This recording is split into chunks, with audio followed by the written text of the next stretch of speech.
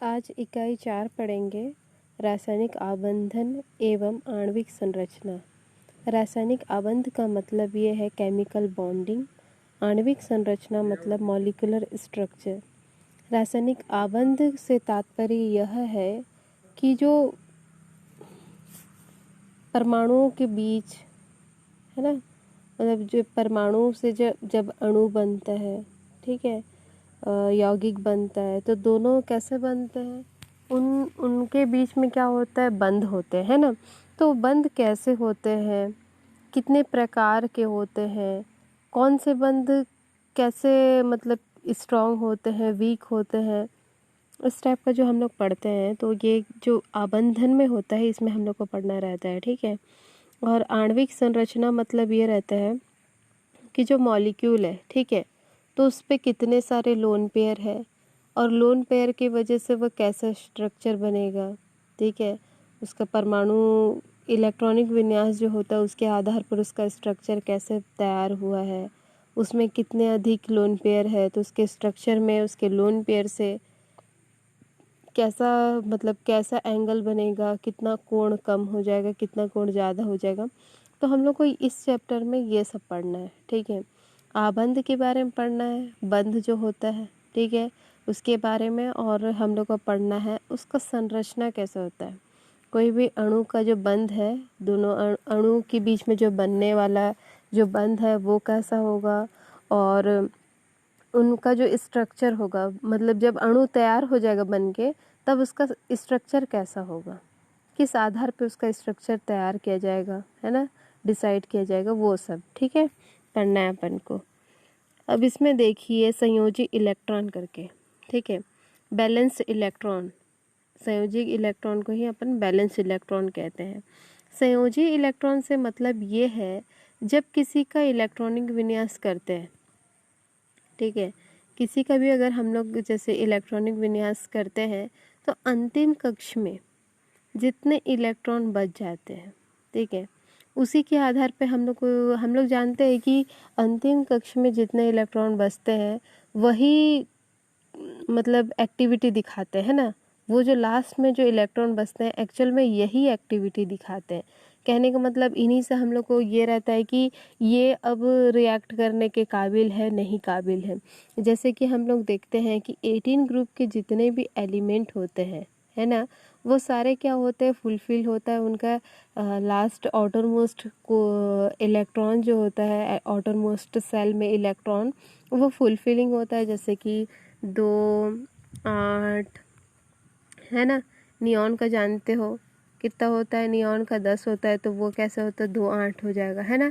तो उसी प्रकार से फिर से कैसे हो जाएगा, 2, 8, 8 हो जाएगा, जैसे कि आर्गन का हम लोग जानते हैं। तो मतलब जितने भी 18 ग्रुप के जो एटम्स होते हैं सारे, वो कैसे होते हैं, फुलफिल होता है, मतलब उनका पूरा इलेक्ट्रॉन अष्टक पूरा सारा कंप्लीट रहता है ना। तो हम लोग जान सकते हैं कि उनके संयोजी सेल में, मतलब संयोजी कोश में इलेक्ट्रॉन जितने हैं, संयोजी इलेक्ट्रॉन जितने हैं, उसके हिसाब से हम लोग जान सकते हैं कि ये कितने एक्टिव होंगे और कितने नहीं। क्योंकि देखो इसका तो लास्ट जो सेल है वो लगभग पूरा भरा हुआ है ना। अब पूरे भरा हुआ है तो ये इसके साथ मतलब ये इसकी जो इच्छाएं थी वो सारी पूरी हो गई, तो अब ये कोई इच्छाएं नहीं रखेंगे, है ना। तो मतलब ये है कि एक्टिव नहीं होंगे, ये कैसे होंगे, इनको जो चाहिए था वो इलेक्ट्रॉन तो सारे इनके पास है, तो ये किस चीज़ के लिए लड़ेंगे, किससे इलेक्ट्रॉन मांगने की कोशिश करेंगे और किससे इलेक्ट्रॉन मांग के फिर बॉन्ड तैयार करेंगे, बॉन्ड बना के फिर अणु बनाएंगे। ऐसा इनका कुछ है ही नहीं, क्योंकि ये सारा इनका क्या है, लास्ट सेल में इलेक्ट्रॉन फुलफिल है, ठीक है। अब यहीं पे बात कर लें, जो जिसके लास्ट सेल में कम इलेक्ट्रॉन होंगे या फिर ज़्यादा, तो फिर वो उसका हम लोग को ये बता सकते हैं कि वो एक्टिव होगा, है ना, मतलब रिएक्शन करने में वो एक्टिव होगा, ताकि वो कहीं कहीं से इलेक्ट्रॉन ले सके। उसके पास अगर कमी होगा इलेक्ट्रॉन की लास्ट सेल में तो वो किसी और से इलेक्ट्रॉन लेगा, या फिर पॉसिबल हो पाए तो लास्ट सेल से वो इलेक्ट्रॉन त्यागने की कोशिश करेगा, ताकि वो कैसे भी करके उसके जो लास्ट सेल में है ना इलेक्ट्रॉन उसको कंप्लीट कर सके, ठीक है। तो इस टाइप का है ना। तो इसमें देख लीजिए तत्वों में रासायनिक आबंध बनाने की प्रवृत्ति उसके बाह्यतम कोश में उपस्थित इलेक्ट्रॉनों की संख्या पर निर्भर करती है। अणु की संरचना में परमाणु के सभी इलेक्ट्रॉन भाग नहीं लेते हैं। ठीक है, अणु की संरचना में परमाणु के सभी इलेक्ट्रॉन भाग नहीं लेते हैं। ठीक है, अपन जानते हैं क्योंकि लास्ट सेल वाला ही इलेक्ट्रॉन भाग लेता है। ठीक है, परमाणु के बाह्यतम कोश में उपस्थित इलेक्ट्रॉन की रासायनिक बंध निर्माण में भाग लेते हैं। ये इलेक्ट्रॉन संयोजी इलेक्ट्रॉन कहलाते हैं तथा बाह्यतम कोश को संयोजकता कोश कहते हैं। इस क्रम में प्रसिद्ध जो वैज्ञानिक है लुईस ने 1916 में रासायनिक बंध निर्माण में केवल संयोजी इलेक्ट्रॉन के योगदान को महत्व को प्रतिपादित किया। मतलब ये है कि जो लुईस ने लास्ट इलेक्ट्रॉन से ही ये बताया है कि यही डिसाइड करते हैं या फिर इन्हीं के द्वारा क्या होता है, बंध तैयार होता है, कोई अणु बनता है ना, लास्ट इलेक्ट्रॉन ही से ही पता चलता है। ठीक है, तो और हम लोग देख सकते हैं अष्टक नियम, है ना। अष्टक नियम किसे कहेंगे, मतलब लास्ट जो शेल होता है ना, कोई भी परमाणु का जो लास्ट शेल होता है उस पे अगर इलेक्ट्रॉन कम ज़्यादा होता है तो वो क्या करता है, उस लास्ट इलेक्ट्रॉन को क्या करता है, कंप्लीट करने की कोशिश करता है। यही क्या है, उसका अष्टक नियम है। ठीक है, मतलब जैसे कि लास्ट कक्ष में 8 इलेक्ट्रॉन की ज़रूरत है और उसके पास 7 है, तो वो क्या करेगा, कहीं और से एक इलेक्ट्रॉन लेने की कोशिश करेगा। ठीक है, या फिर सपोज उसका लास्ट कोश में एक ही इलेक्ट्रॉन है तो उसको 7 इलेक्ट्रॉन लेने में पॉसिबल नहीं है, तो वो क्या करेगा, एक इलेक्ट्रॉन किसी और को त्याग के उसके साथ बंध बना लेगा। ठीक है, तो ये लास्ट वाला जो शेल है उसको पूरा करने का तरीका ही अष्टक नियम कहलाता है। ठीक है, हम यहाँ परिभाषा देख लेते हैं। कोई परमाणु अणु, या देखिए, कोई परमाणु अणु बनाने समय रासायनिक बंध बनाने के लिए इलेक्ट्रॉन त्याग कर या ग्रहण कर अथवा सहभाजन करके अपने बाह्यतम कोश में अष्टक यानी 8 इलेक्ट्रॉन पूरा करने की प्रवृत्ति रखता है, इसे अष्टक नियम कहते हैं। ठीक है, जिसके पास कम होगा वो क्या करेगा, कहीं और से इलेक्ट्रॉन लेने की कोशिश करेगा।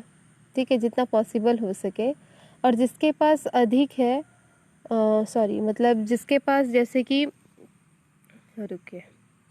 जिसके भी लास्ट कोश में अगर 1, 2 और 3 होंगे इलेक्ट्रॉन, है ना, तो ये क्या करेंगे, जनरली ये त्यागेंगे। लास्ट कोश में जिसके भी 1, 2 या 3 हो जाएंगे इलेक्ट्रॉन, तो ऐसे एलिमेंट क्या करेंगे, इलेक्ट्रॉन त्यागेंगे। ठीक है, और अणु बनाएंगे, अणु तैयार करेंगे। लेकिन सपोज जिसका 4 हो जाएगा, ठीक है, जिसका लास्ट कक्ष में 4 इलेक्ट्रॉन होगा, वो क्या करेगा, साझेदारी करेगा, सहभाजन करेगा। मतलब ये है क्योंकि ये 8 के बीचों बीच आ जाएगा, है ना। लास्ट कक्ष में इलेक्ट्रॉन की कितनी ज़रूरत है, 8 है।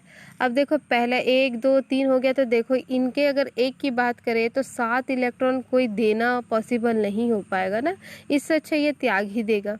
2 इलेक्ट्रॉन भी अगर बात करें तो पूरे के पूरे 6 इलेक्ट्रॉन की बात हो जाती है ना, और 6 इलेक्ट्रॉन कोई देने के लिए पॉसिबल नहीं होगा। तो इस टाइप से देख सकते हैं अपन। तो इतने जो 1, 2, 3 जो इलेक्ट्रॉन वाले होंगे परमाणु जो लास्ट कक्ष में होंगे, यह क्या करेंगे, त्यागेंगे। और जिसका लास्ट कक्ष में 4 इलेक्ट्रॉन होगा वो सहभाजन मतलब साझेदारी वो करेगा, मतलब शेयरिंग करेगा इलेक्ट्रॉन का। ये भी 4 देगा, सामने वाला भी 4, और दोनों आपस में जुड़ जाएंगे, कहने का मतलब। ठीक है, अब यहीं पे देखिए जिसके 5, 6, 7 और 8 का छोड़ दो, है ना, जिसका 5, 6, 7 होंगे, ये सभी इलेक्ट्रॉन ग्रहण करेंगे किसी अन्य परमाणु से। ठीक है, और जिसका 8 हो जाएगा इलेक्ट्रॉन अंतिम कक्ष में, वो कोई क्रिया नहीं करेगा। बहुत ही मुश्किल से वो क्रिया करना चाहेगा तो करेगा, अन्यथा वो क्रिया नहीं करेगा। ठीक है, तो ये सब है, ये तो अपन पहले से जानते थे, है ना। तो इसी को अपन क्या बोलते हैं, अष्टक नियम कहते हैं। और अपन देख सकते हैं लुईस प्रतीक, है ना, लुईस सिंबल एक्चुअल में जो लास्ट कक्ष के जो इलेक्ट्रॉन होते हैं उसको शो करने के तरीके, जैसे कि लास्ट सेल में या फिर कोश में जो अंतिम इलेक्ट्रॉन होते हैं उसको प्रदर्शित करने के लिए हम लोग डॉट पद्धति यूज़ करते हैं। डॉट मतलब बिंदी, पद्धति मतलब ये जो सिस्टम है ना, ये सिस्टम हम लोग को उसमें अप्लाई करते हैं, ठीक है। तो इसको अपन लुईस प्रतीक कहते हैं। जैसे कि हम लोग देख सकते हैं कि बोरान है ना, बोरान का जो परमाणु क्रमांक होता है वो कितना होता है, बोरान का कितना होता है, 5 होता है। चलो पहले हाइड्रोजन से स्टार्ट कर देते हैं, ठीक है, या फिर लिथियम से। देखिए जैसे लिथियम है, लिथियम का परमाणु क्रमांक 3, तो फिर कैसा हो जाएगा 2 1, तो लास्ट सेल में जो इलेक्ट्रॉन होगा वो कितना हो जाएगा, 1 हो जाएगा, है ना। तो लिथियम के आगे हम लोग एक बिंदी लगा सकते हैं, ठीक है। एक बिंदी का मतलब लिथियम के लास्ट कक्ष में एक इलेक्ट्रॉन है। उसी प्रकार से जैसे कि बेरिलियम की बात करें तो बेरिलियम का 4 होता है तो 2 2 हो जाएगा, ठीक है। पहले कोश में 2 इलेक्ट्रॉन, सेकंड कोश में 2 इलेक्ट्रॉन, तो इसके पहले कोश को छोड़ दोगे, किसी के भी पहले कोश को छोड़ना है, बस अंतिम कोश को ही लेना है, ठीक है।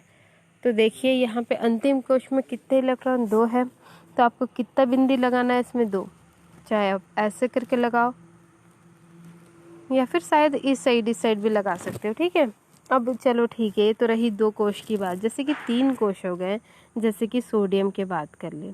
सोडियम में कितना इलेक्ट्रॉन होता है, 11 इलेक्ट्रॉन होते हैं, है ना। तो पहले कोश में 2, सेकंड कोश में 8, फिर थर्ड कोश में 1, तो इसको भी छोड़ दोगे क्योंकि ये पूरा हो गया है। पहले कोश में ज़रूरत कितना रहता है, 2 इलेक्ट्रॉन का ज़रूरत रहता है। ये हम लोग बोर-बरी के जो नियम है उससे पढ़े हैं, 2n² वाले से। तो फर्स्ट कोश में 2 इलेक्ट्रॉन रहता है, तो ये कंप्लीट है, इसको छेड़छाड़ नहीं करना है। सेकंड देखिए, सेकंड में कितना है, 8 इलेक्ट्रॉन है, ये भी अपनी जगह में सही है, इसको भी छेड़छाड़ नहीं करने की कोई ज़रूरत नहीं है। तो लास्ट कक्ष में देखो ये कंप्लीट नहीं है ना, कंप्लीट नहीं, कितने इलेक्ट्रॉन, 1 है। तो आप सोडियम के कहीं पे भी आप एक डॉट लगा सकते हो। ये डॉट पद्धति को ही लुईस प्रतीक कहा जा रहा है, बस और कुछ नहीं। क्योंकि जो लुईस ने ये बताया है कि जो परमाणु जो है अणु में कन्वर्ट होने की जो भी कोशिश करते हैं वो सिर्फ और सिर्फ रीज़न क्या है, उसके लास्ट, कोई भी परमाणु का लास्ट कक्ष का जो इलेक्ट्रॉन है वही रिस्पॉन्सिबल है उसके अणु में बदलने के लिए, उसकी एक्टिविटी के लिए, जो भी है ना। तो वो लास्ट इलेक्ट्रॉन से उसका रिलेशन है ज़्यादा, इस वजह से लुईस प्रतीक कहा जा रहा है इसको, ठीक है। क्योंकि वो बिंदी के द्वारा, डॉट के द्वारा बताया गया है, ठीक है, पद्धति। आप लोग एक बार पढ़ लेंगे, उसके बाद जो चीज़ समझ में नहीं आएगा वो आप लोग पूछ सकते हैं, ठीक है।